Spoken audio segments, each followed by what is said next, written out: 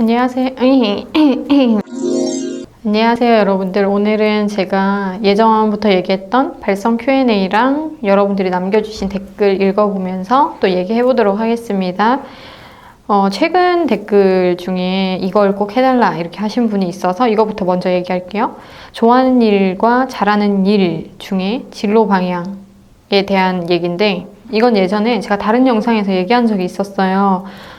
일단은 자기가 좋아하는 일만 할 수 있는 환경이면은 좋아하는 일을 해도 되는데, 저 같은 경우도 좋아하는 일만 하고 싶었지만 상황상 잘하는 일을 통해서 경제적인 일을 해야 되니까, 또 집안 사정이 좀 안 좋고 이러면은 경제적인 활동을 당연히 해야 되잖아요. 그리고 자기의 삶에 대한 책임을 위해서라도.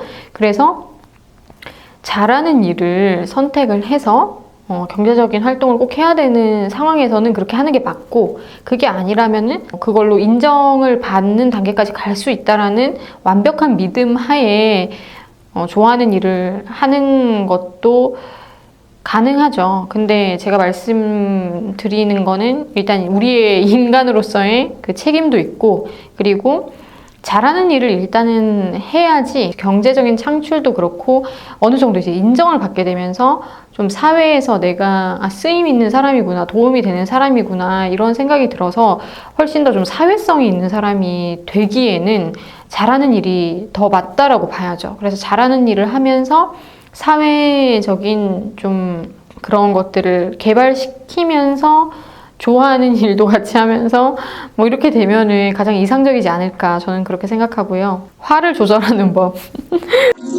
마인드 컨트롤과 사회생활에서 하긴, 네, 사회생활에서 우리 화딱질 나는 일이 좀 많습니까? 그렇죠? 이거는 이제 대상이 누구냐에 따라 다를 것 같은데, 저도 사람들이랑 사회생활을 할 때 일단 윗사람한테 화가 나게 되면 좀 어렵잖아요. 근데 그런 것들도 좀 지혜롭게 잘 표현하는 게 좋은 것 같아요. 저는 어렸을 때 그냥 대놓고 뭐라고 하고 이렇게 했었는데, 근데 그런 것들이 일단은 지위 자체가 너무 뚜렷한 상황에서는 저한테 덕이 될 게 없고 오히려 독이 되더라고요. 그래서 정확하게 내가 강력하게 내 감정을 어필을 했을 때 너무 독이 되는 상황이라면 그런 것들을 좀 절제를 해야 되는 게 당연한데, 그리고 그렇게 절제를 하면서 어느 정도 절제력을 키우는 것도 필요해요. 자기 컨트롤하는 이런 것들이 훈련이 안 되어 있으면 절대 안 되거든요. 그래서 훈련을 위해서라도 일단은 절제를 배우게 되겠죠. 윗사람한테 내가 이렇게 했다가 좀 큰일 나겠다 싶은 상황에서 이성적으로 판단을 하게 되면서 결국은 마인드 컨트롤에서 훈련이 되는 거예요. 그런 것들 자체부터가. 근데 아무래도 정당하지 않은데도 계속 그런 식으로 윗사람이 나에게 행동을 한다. 그러면은 감정적으로 보이기보다는 완전 팩트로 때려버리는 거죠. 그러면은 그 사람이 되게 나를 버릇없다라고 소문을 내거나 그런 식으로 나에 대해서 안 좋게 생각하더라도 팩트는 팩트잖아요. 그래서 그 사람 마음에 완전 확 박혀요.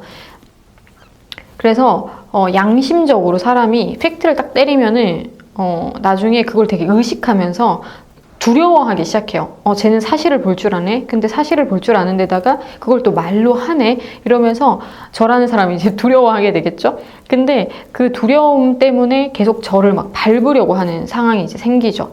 더 아는 자를 아예 싹을 잘라버리려고 이렇게 하는 거죠. 근데 그런 또 상황까지 갈 수도 있다라는 전제 하에 밀어붙일 수 있는 배짱이 있으면, 저는 사실 그랬거든요. 그렇게 하는 게 맞다라고 판단이 드는 순간에는 그렇게 저는 했었어요. 그래서 좀 절제가 필요한 상황에서는 절제를 해주되, 그렇지만 명확하게 내가 배포 있게 밀고 나가야 될 때는 또 하고, 이런 식으로 양당 간에 좀 조절을 하면 괜찮지 않을까. 친구들 사이에서 화가 난다? 그런 것들은 이제 대화로 풀어야 되는데, 대화가 이제 안 되면은 저 같은 경우는 과감하게 좀 정리를 하는 편이에요. 좀 차갑다라고 말할 수도 있는데, 근데 그거는 친구는 아닌 것 같아요. 대화가 안 되고 자꾸 이렇게 서로 보는데 화가 나, 화딱질이 나면은 그거는 이미 친구가 아닌 거잖아요. 그래서 그냥 깔끔하게 고민하지 않고 자연스럽게 최대한 정리를 빨리 할 수 있는 대로 하면서 감정 소비 안 하게, 그렇게 하는 게 좋은 것 같더라고요. 시간이 지나니까 그런 거 질질 끄는 게 오히려 자기한테 안 좋더라고요. 그래서 일단 친구. 그러면 이제는 뭐 후배들이나 뭐 내가 좀 뭔가 도와줘야 되는 입장에 있는 사람들이나 가르쳐 줘야 되는 입장에 있는 사람들이 나를 화나게 할 때, 그럴 때는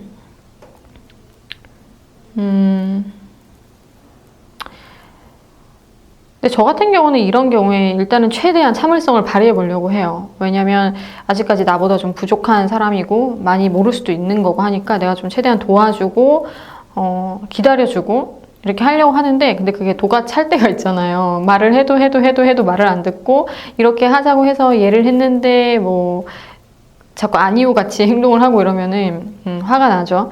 그래서 그럴 때는 그때그때마다 얘기도 하지만 저 같은 경우에는 한 번 쌓아뒀다가 이렇게 극대노를 하는 편이긴 한데, 근데 여기서 보면 화를 조절하는 법을 알려주세요라고 했는데 그러니까 훈련을 하면 되는 부분이 있지만 어느 정도 이제 극대노가 필요할 때가 있어요. 그래서 항상 화를 다스려야 된다라고만 생각하지 말고 좀 감정을 표현할 때는 오히려 표현하는 게 조절이 더 잘 될걸요? 왜냐면 너무 쌓아두고 너무 참고 너무 막 이렇게 하다 보면은 그 화가 나중에 막 진짜 불덩어리가 되어버려요. 그래서 그때그때마다 좀 따끔하게 얘기를 해야 된다거나 좀 강하게 얘기를 해야 될 때는 저는 일단 하는 편이에요. 그리고 저도 이런 때는 안 참아지더라고요. 왜냐면 그런 상황까지 갔다라는 것 자체가 이미 컨트롤의 범주를 넘어섰어요. 그렇다고 뭐 제가 화났다고 뭐 칼을 들겠습니까? 뭘 하겠습니까?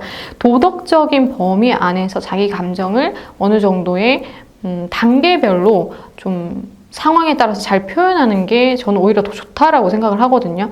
그래서 이런 것들을 항상 조절해야 된다라는 강박관념에만 두지 마시고 이런 식으로 사용해 보시는 거, 감정을 표현하는 방식을, 뭐 방법을, 강도를 달리 하시는 걸 오히려 저는 추천하는 편이거든요.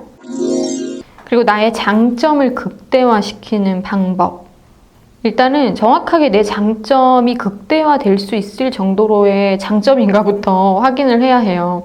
내가 진짜 갖고 있는 장점이 정말 이게 잠재 능력이 뛰어난가부터 확인을 하고, 그게 아니라면 정말 잠재 능력이 무궁무진한 그런 나의 장점을 일단 찾는 게 중요해요.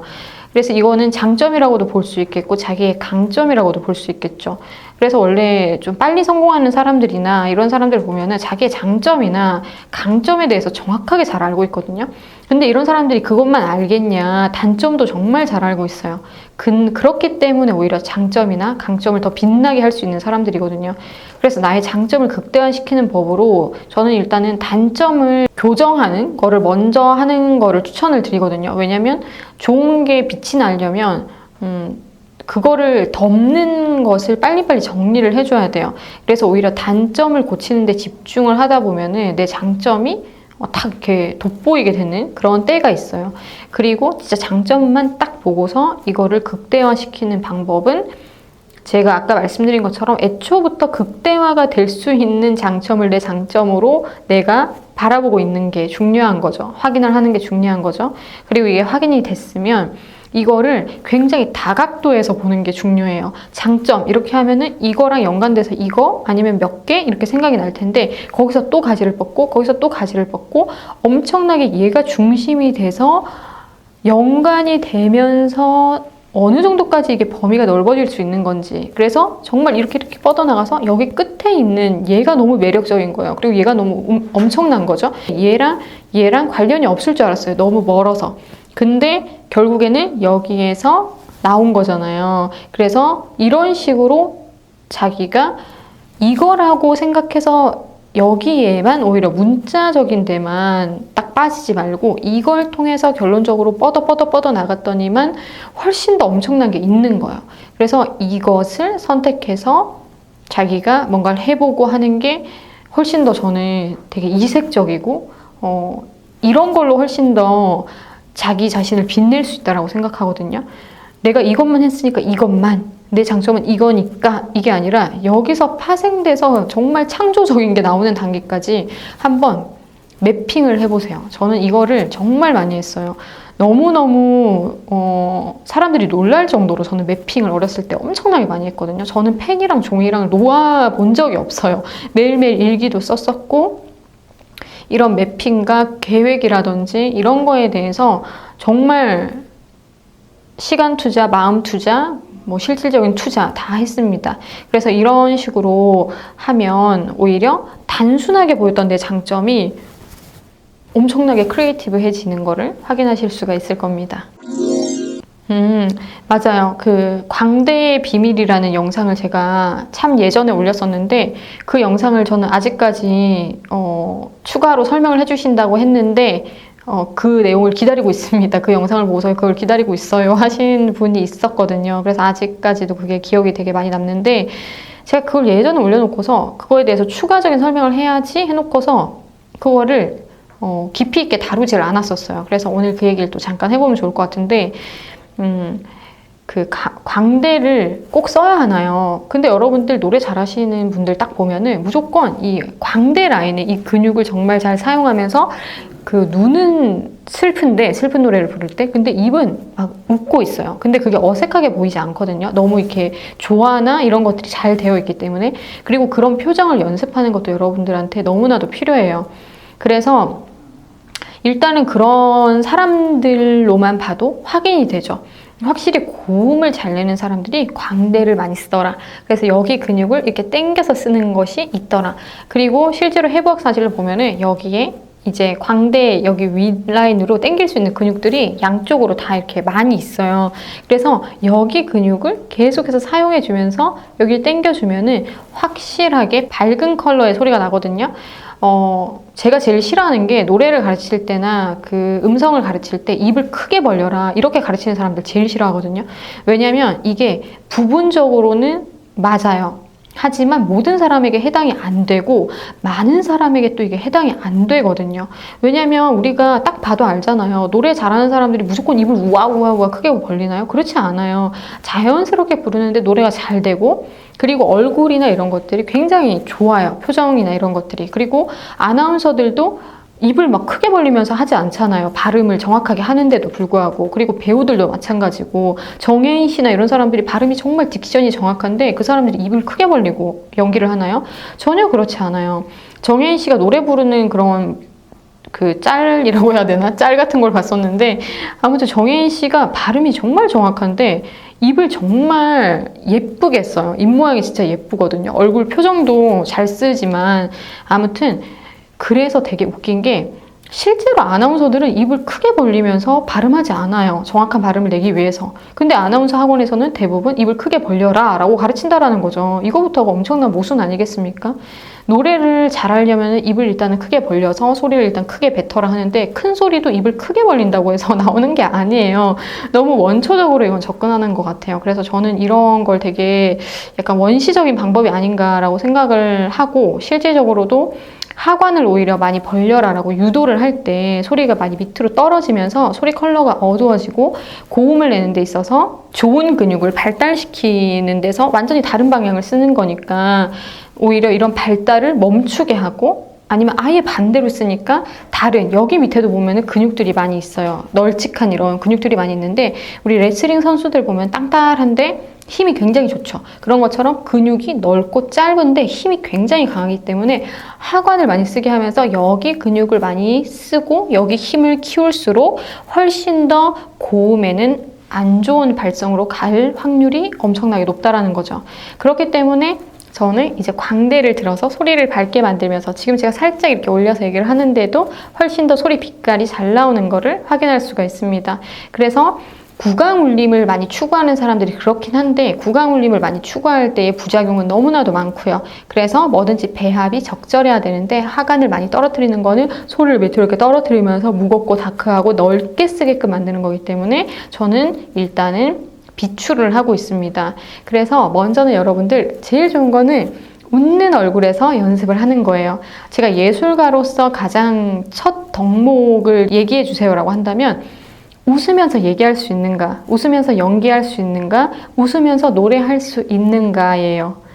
웃는 표정에서 예술을 할 수 없다. 웃는 표정에서 말을 할 수 없고 노래를 할 수 없다. 그거는 그 어떠한 다른 감정을 표현하는 거에 있어서 어떻게 보면 가장 기본적인 감정인데 이것이 안 된다라는 것 자체도 모순이지만 대부분의 많은 사람들이 노래를 하고자 할 때, 그리고 뭐 음성적으로 발달을 시키고자 할 때 이게 안 되더라고요. 그래서 먼저는 내가 웃으면서 말을 하고 웃으면서 노래할 수 있는가부터 체크를 해보시고, 웃는 근육을 발달시켜서 광대 근육을 발달시킬 때 소리가 훨씬 더 빛깔이 곱고 성대나 이런 데 잡히는 느낌, 그리고 하관을 밑으로 이렇게 쓰면서 이렇게 밑으로 당기는 이 잘못된 근육을 사용해 주면서 오히려 힘이 빡 들어가고 소리가 안 나가고 노래할 때마다 힘들다, 말할 때마다 힘들다 하는 이 느낌이 완전히 사라질 거예요.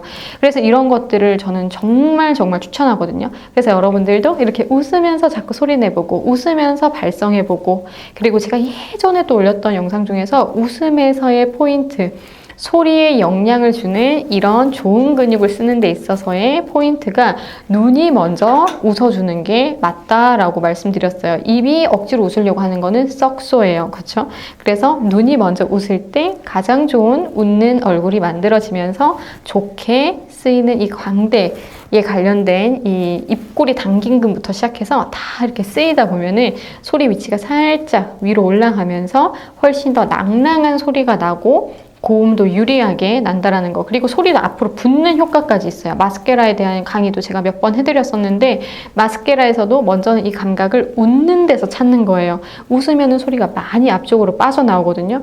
웃을 때 이렇게 뒤로 이렇게 웃는 사람은 거의 없어요. 그리고 호흡적인 것도 웃을 때 가장 좋고, 그렇기 때문에 웃지 않은 상태에서 뭔가를 계속 연습하고 뭐 대사를 읽어보고 가사를 뭐 뱉어보고 무의미하다라고 봐요. 그래서 먼저는 소리가 잘 나오게 하는 비법이 이 광대를 사용해서 소리를 쓰는 거예요. 굉장히 잘 나오고 울림 자체가 완전히 달라요. 그래서 이거부터 먼저 여러분들이 선행시켜 보시고, 이걸 하시다가 이제 좀 많이 쓰는 거죠. 이제 입꼬리도 쫙 한번 찢어보고, 근데 이렇게 할 때 힘을 들어가게 사용하는 것이 아니라 눈이 웃어주면서 자연스럽게 만들어진 표정에서 노래를 해야 된다라는 거죠. 그래서 이거 응용편을 또 제가 다음에 영상에서 한번 말씀을 드릴게요. 오늘은 제가 지금은 노래를 할 수 없는 상황이니까 음성으로 많이 차이를 보여드렸죠. 그리고 발음도 이렇게 웃으면서 발음을 할 때 훨씬 더 잘 나오는 거를 확인할 수 있습니다. 왜냐하면 입술에 쓸데없는 힘이 다 빠지기 때문에. 입술에 힘 주시는 분들 굉장히 많은데요. 이게 빠지는 것도 역시나 좋은 근육을 써줄 때 이 쓸데없는 힘들이 다 빠지면서 발음이 훨씬 더 부드럽지만 정확하게 난다라는 거, 이런 부분들 말씀드리고 싶었어요. 그분이 이걸 보는지 모르겠지만 해소가 됐기를 바랍니다. 정말 중요한 얘기라서 꼭 한번 해드리고 싶었던 내용이었어요. 그리고 저한테 이제 오프라인 레슨은 안 하시나 이렇게 묻는 분들 계시는데, 제가 이제 한국에 귀국을 한 지 꽤 됐기 때문에 요즘에는 이제 오프라인 레슨을 많이 하고 있거든요. 그래서 실제로 만나서 하시길 원하시는 분들은 그 밑에 보면은 방법이 있어요. 카카오 플러스 채널? 뭐 아무튼 그 카카오톡에서 다이아제이라고 검색을 하면은 이렇게 떠요. 그래서 여러분들이 문의 주시면은 안내를 그쪽에서 해드릴 겁니다. 메일로 저는 좀 문의나 여러분들의 약간 고민 이런 것들을 많이 받아보거든요. 반응도 그렇고. 그래서 메일로 주셔도 되고, 카카오톡 플러스 친구에서 다이아제이 검색하셔서 주셔도 됩니다. 다 레슨 안 하시나요? 레슨 받고 싶어요. 막 이렇게만 하시는데 문의를 주시면 진행을 하고 있으니까 메시지를 주세요. 그리고 이제 제가 혼자 지내니까 이제 결혼을 안 한다, 나는 결혼을 안 하겠다라는 주의다, 이런 얘기를 했는데, 그러니까 이제 뭐 경제적인 것도 좀 물어보시고, 뭐 주식 하시나요? 그럼 돈 관리는 어떻게 하세요? 뭐 이런 얘기도 하시는데, 이런 얘기는 다음에 제가 한번 따로 얘기를 한번 해보도록 할게요. 어떤 분이 저한테 100만 유튜버가, 그러니까 제가 100만 유튜버 되는 게 그분의 소원이라고 얘기하시는데, 언제 되죠? 언제? 이게 독일 계정이에요. 그래서 한국에서 이 채널이 노출이 그렇게 많이 안 돼요. 그래서 조금 난해한 부분이 있죠. 그러니까 일단은 제가 거기서 왕성한 활동은 하고 있지 않지만 대표님 채널, 한국 채널을 다시 만들었기 때문에 대표님 CEO 이렇게 치시면 다른 타 채널이 뜨거든요. 그것도 구독해 주시고, 제 그것도 구독한 데서 알람을 꼭 눌러 주셔야 돼요. 알람 받기를 꼭 하셔야지 제가 올리는 영상을 받아보실 수가 있답니다. 그리고 누가 물었어요. 목소리가 갈라지는 거는 목 외부 근육에 힘이 들어가서 그런가요? 특히 중고음에서 유독 심한데요. 목 외부 근육을 안 쓰고 힘 빼는 방법은 없나요? 이렇게 얘기해 주셨는데, 일단은 목소리가 갈라지는 거는 다양한 이유가 있지만, 예를 들어서 이 얘기도 되게 중요한 얘기인데, 사실 그 전공자들은 계속 꾸준히 연습을 하잖아요. 그리고 음악을 계속 하는 사람들은 계속 쓰잖아요. 그 소리를 많이 이제 노래를 하면서 쓰게 되고, 그리고 음성에 관련된 일을 하는 사람들, 말을 계속 해야 되는 쇼핑 호스트부터 시작해가지고 계속 소리를 내는 직업을 하는 사람들이 오히려 말을 많이 하는데도 별로 목을 많이 안 아파해요. 노래를 많이 하는데도 목이 항상 어떻게 보면 건강하기도 하고.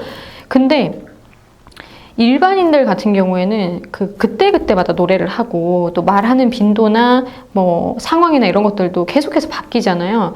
그렇기 때문에 오히려 좀 컨디션이, 그러니까 조건들이 많이 달라져서 오는 여러 가지 안 좋은 현상들이 있는데, 목소리가 일단은 갈라지는 거는 제가 이 얘기를 또 엄청 영상에서 한번 해보고 싶었는데, 우리가 컨디션이 진짜 좋을 때, 건강할 때 항상 썼던 그런 호흡이랑 발성이 있을 거 아니에요.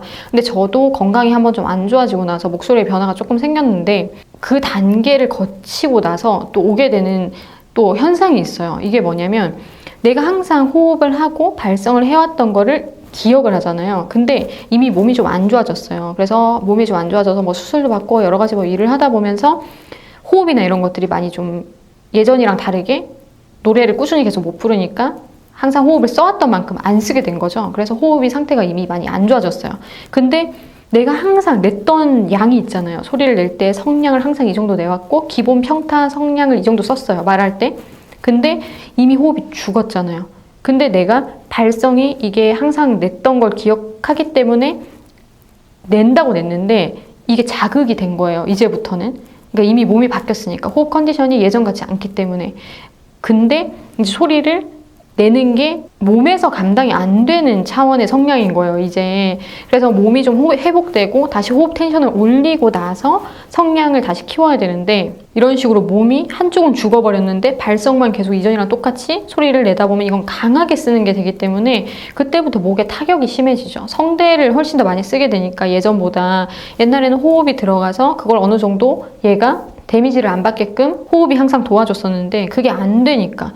그래서 자꾸 조금만 말을 해도 목이 쉬고 조금만 노래를 해도 금방 목이 나가버리는 거예요. 근데 그것 때문에 이제 낙심이 되고. 근데 이거는 제가 말씀드린 것처럼 어차피 지금은 그 컨디션이 완전 달라졌기 때문에 낙심할 문제가 아니라 다시 돌려야 되죠. 근육도 다시 잡아야 되고 운동도 좀 해야 되고 호흡 텐션도 훨씬 올려야 되고. 그래서 이런 기간에는 소리 성량을 좀 줄여서 연습을 하시는 게 좋아요. 목이 자꾸 갈라진다. 예, 그래서 이런 식으로 이전과 다르게 목소리가 갈라지기 시작했다. 이러신 분들이 이렇게 하면 되고, 만약에 계속해서 뭐 중고음에서 유독 목소리가 갈라진다라는 거는 이거랑 똑같은 내용이지만 다르게 해석을 해보면, 그 저음이나 이런 데서는 소리를 크게 안 내잖아요. 그래서 잘나요. 지금 내가 갖고 있는 양으로 저음이나 이런 것들은 소리가 잘 나오는데, 중음이나 고음은 훨씬 더 많은 압력과 훨씬 더 강한 압력이 필요하단 말이에요. 근데 그런 식으로 압력 조절이 안 됐어요. 숨이나 이런 것들이 저음 낼 때랑 똑같은데 중고음을 내려고 하면서 소리를 빽 질러버리니까 당연히 그 감당이 안 되면서 성대에서 이제 마찰력이 너무 극심해지면서 갈려버리는 거예요. 너무 그 성대 접촉률이 쓸데없이 강해지면서 못 견디는 거죠. 그래서 파열음도 나고, 어떤 사람은 그걸 견디다 못해서 나버리니까 순간적으로 삑사리가 나기도 하고. 그래서 이런 것처럼 항상 조건이 달라요. 내가 저음을 낼 때, 그리고 내가 조용한 상황에서 말할 때, 그리고 내가 좀 큰 데서 얘기한다거나 큰 소리로 말하고자 할 때, 노래하고자 할 때, 그게 자꾸 이렇게 바뀌어야 된단 말이에요. 마시는 숨의 양이나 뭐 호흡하고 나서 이걸 버티는 텐션이나 이런 것들이 다 달라져야 되는데, 맨날 마시는 호흡의 양은 똑같은데 내빼는 거를 더 세게 빼려고 하니까 이걸 못 견디는 거예요. 그래서 이분 같은 경우는 훨씬 더 호흡을 중고음에서 다르게 쓰실 필요가 있어요. 항상 똑같이 호흡을 하시는 게 아니라 더 필요할 때, 나가는 소리를 내가 크게 쓰려고 하는 계획이 있으면 마시는 것부터 계획을 달리 하셔야 되는데 똑같이 쓰신 거죠. 그래서 이런 부분을 참고하셔서 노래를 하시다 보면은 목에 데미지나 이런 것도 덜하고, 쓸데없이 작은 힘을 써야 될 때 큰 호흡을 할 필요도 없게 되는 거죠. 그래서 내가 좀 감성적으로 노래를 하고 싶다거나 부드럽게 노래를 하고 싶을 때는 또 좀 부드럽게 호흡을 하고, 내가 부담 없이 무리 없이 호흡을 하는 게 훨씬 더 그 소리랑 연관성이 딱 떨어지면서 훨씬 더 이렇게 매칭이 잘 되니까 자연스러워요. 근데 작은 소리를 쓸 거면서 크게 호흡을 한다든지 큰 소리를 낼 건데 작게 호흡을 한다든지 이거부터가 지금 밸런스가 안 맞는 거죠. 그래서 이런 거 한번 체크해 보세요. 정말 중요한 얘기였습니다. 그쵸? 일단 오늘은 제가 여기까지 말씀드리고 다음에 또 다른 여러분들이 남겨주신 Q&A를 보고서 영상으로 인사드리도록 하겠습니다.